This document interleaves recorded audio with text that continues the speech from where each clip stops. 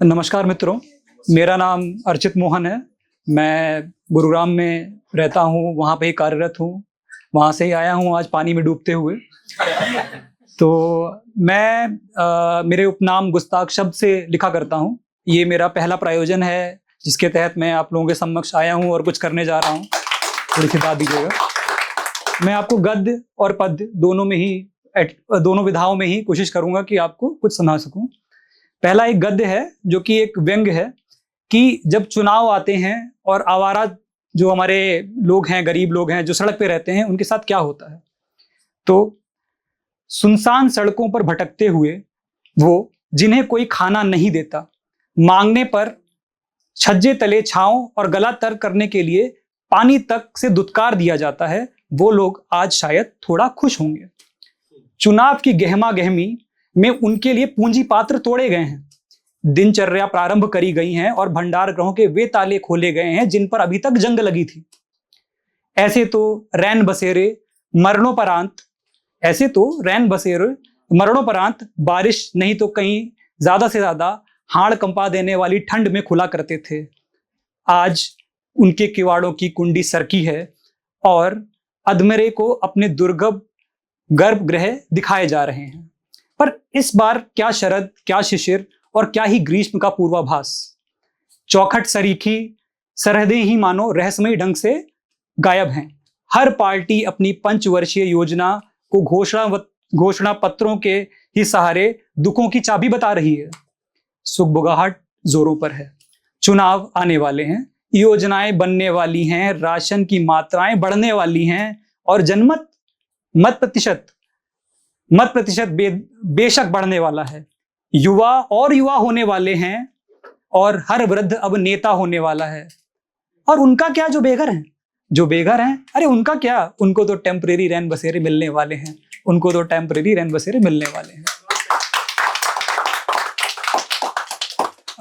मैं पद्य की तरफ भी जाऊंगा।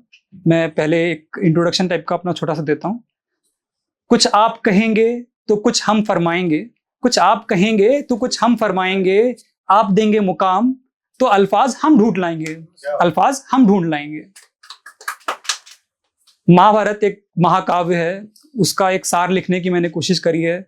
शायद थोड़ा सा बड़ा है, कोशिश करता हूं मैं आप लोगों को उस तरीके से समझा पाऊं, सुना पाऊं जिस तरीके से महाकाव्य बोला जाता है।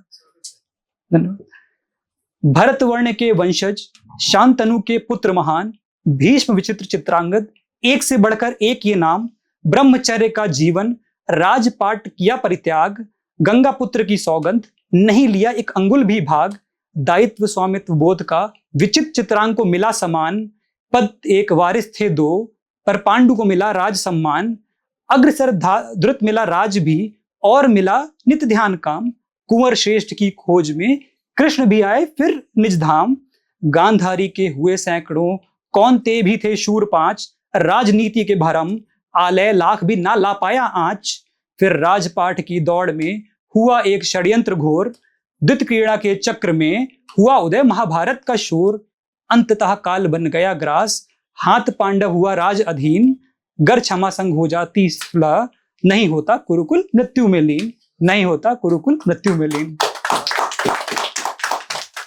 लड़ाई झगड़े पे बोला है तो लड़ाई झगड़े पे थोड़ी सी और बातें करते हैं। गर बंदूकें ना होती तो खंजर होते, गर खंजर ना होते तो होते लात घूसे, होता कुछ और ना होता पर होता झगड़ा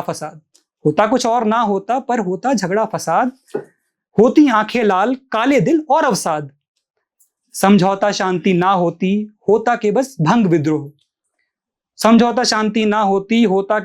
विद्रोह, होती मार काट की शुरुआत, हम शिथिलता में हैं जीते, पतन का पानी है पीते, स्नेह सौहार्द तो है बस कल्पना, जंग का दामन है जीते।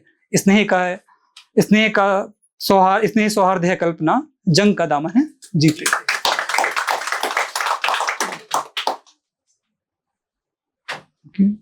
एक आजकल सोशल इशू बहुत फेमस हुआ है जहाँ पे नीले ड्रम का बहुत उल्लेख मिलता है, तो उसके तहत एक कुछ चीज बोलना चाहता हूँ।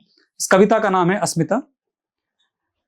लिहाज को ना भूल तू, खुद को तो पहचान रे, मेरे अस्तित्व को मिटाना इतना नहीं आसान रे, याद कर वो शर्म हया जो जुड़ी तेरे साथ रे, मत कर यूं फिरी सी बातें जो ना हो तेरे हाथ रे, होगा तू नया तेरा तन नया लेकिन मन को तो पहचान रे, आज नहीं तो कल तुझे लगेगा मेरा एहसान रे, लज्जा को तू तार गई पर इज्जत की रख बान रे, इसके बिना तेरी जिंदगी होगी बस एक नाम रे, मुझ पर इल्जाम लगा रही भूल रही मेरा अब मान रे, अपनी अस्मिता को बनाए रख तो होगी तेरी शान रे, होगी तू तूफान की आंधी पर मैं भी एक तूफान हूं, होगी तू तूफान की आंधी पर मैं भी एक तूफान हूं, तेरी डोर है जिसने थामी वही मैं एक इंसान हूं, होगी तू रूप की रानी कौन सा मैं शैतान हूं, होगी तू रूप की रानी कौन सा मैं शैतान हूं, लज्जा की कीमत कहां तूने जानी और कहती मैं बदनाम हूं, लज्जा की कीमत कहां तूने जानी और कहती मैं बदनाम हूं। एक छोटी सी कविता और बोलते हूं। अभी कुछ समय पहले मैं बनारस गया था, मणिकर्णिका घाट पे बैठा हुआ था, तो लगा कि कुछ इसके उपलक्ष्य में लिखा जाए। तो कविता कुछ इस प्रकार है। कुछ अस्थियां बादल हो गई हैं, जब अस्थियां जलाई जाती हैं तो धुआं उड़ जाता है और गायब हो जाता है। कुछ अस्थियां बादल हो गई हैं, कुछ अग्नि राह में खोखल देह हैं, कुछ लकड़ी गट्ठर पर मौन पड़ी हैं, कुछ भस्म हो गंगा तल में पड़े हैं, कुछ लकड़ी गट्ठर पर मौन पड़ी हैं, कुछ भस्म हो गंगा के परे हैं, कुछ उत्तेजना छोड़ धीर हुई हैं, कुछ अपनों के कंधों पर स्नेह हैं, कुछ समतल में भूत पड़ी हैं, कुछ खुद में पनपता स्नेह हैं, कुछ अस्थियां बादल हो गई हैं, कुछ अग्निदल में खोखल देह। धन्यवाद।